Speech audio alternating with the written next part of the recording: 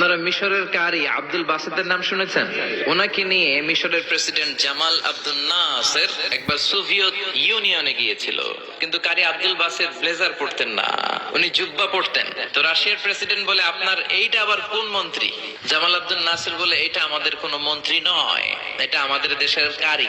আমাদের যে পবিত্র ধর্মগ্রন্থ আছে আল কোরআন আল করিম, এই আল কোরআন আল করিম উনি চমৎকার করে আবৃত্তি করতে পারে, আর আমরা সেটা শুনি, আমাদের হৃদয় ঠান্ডা হয়ে যায়।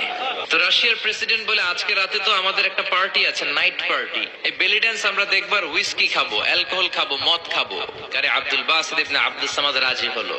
উনি গেলেন, উনি চোখ বন্ধ করে ওনার গলায় যত সুর আল্লাহ দিয়েছে, যত সুরের ঝংকার তিনি পেয়েছেন, সব উজাড় করে উনি তেলাওয়াত শুরু করলেন। যতক্ষণ তেলাওয়াত চলেছে কেউ মদ খায় নাই, তাকিয়ে রইলেন, মন্ত্রমুগ্ধ হয়ে শুনলেন, আর সকলের চোখ দিয়ে দার দার করে পানি ঝরতে শুরু করলো। তেলাওয়াত শেষ, আব্দুল বাসেত চোখ খুললেন, চোখ খুলে দেখেন কেউ মদ খায় নাই, আর সবাই কান্না জর্জরিত অবস্থায় বসে আছে। মিশরের প্রেসিডেন্ট কমিউনিস্ট লিডারদেরকে জিজ্ঞেস করলেন, এই যে আমাদের আবৃত্তিকার ও কোরআন থেকে আবৃত্তি করেছে, আপনারা কি এর অর্থ বুঝেছেন? তারা বলে, না বুঝি নাই। কোনো মানে বুঝেছেন? না বুঝি নাই। তো কেঁদেছেন কেন?